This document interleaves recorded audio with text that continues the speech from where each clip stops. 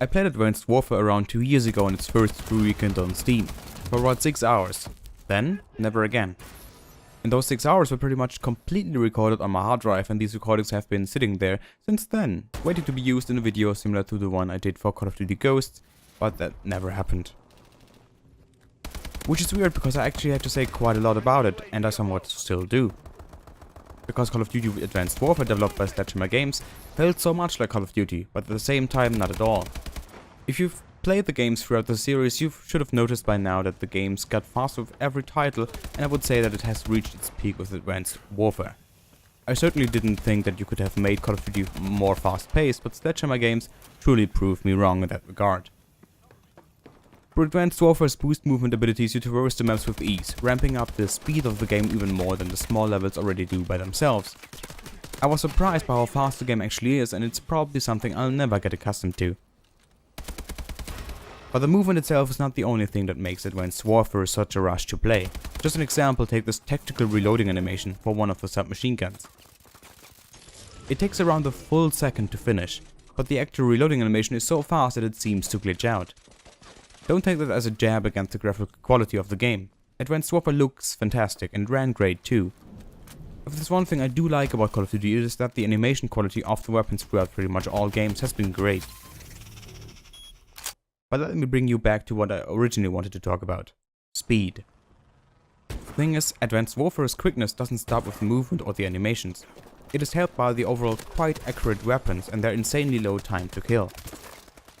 Especially on the PC, it kind of baffles me now, and it did so back then, that Sledgehammer decided to keep the laser weapons as is, because they are pretty much laser accurate, and I don't think a slight cooldown after prolonged firing is a big enough downside to balance these out. And I said it before, but the maps are so small. Don't get me wrong, they would probably work great in a 4 vs 4 setting, but 6 vs 6 with Call of Duty's terrible spawn system and the movement abilities of the exoskeletons, just utter chaos. You could be back at your death location within seconds on some of these maps. But the thing that kept me playing for around 6 hours wasn't the game's speed or even the awesome lobby training ground that you don't even have to load into, where you can test weapons instantly. No, the thing that kept me coming back, it was this little beauty right here. The RW1. A railgun pistol. I love bolt action rifles in video games. It's the reason I like Call of Duty World at War so much. So far it's the only Call of Duty that got semi-auto and bolt action rifles right in my opinion, with a few close second places throughout the series. But the single shot weapon takes my enjoyment even further. It is the epitome of high risk, high reward, and if you manage to land a killing shot in the heat of battle, in my opinion, nothing is more satisfying. And thanks to the current customization system in the Call of Duty games since Black Ops 2, I created a class that was tailored exactly to this small, high caliber weapon of my choice. Aptly named, if I say so myself, Reloading, because that is what you'll spend a lot of time doing when using this gun. I had so much fun. Of course, many firefights ended with me dying, as I was not only using a very specific niche weapon, I was also going against many overpowered rifles. Nonetheless, since then I wish every game would allow me to fight with something like this.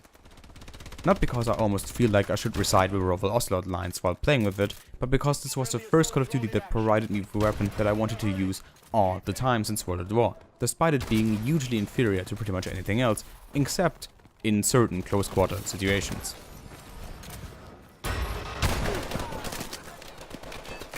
The RW1 is the reason I remember Advanced Warfare, despite all its flaws, as a game I enjoyed.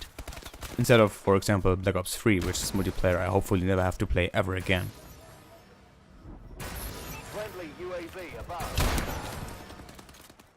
My name is DressJack, and thank you for watching.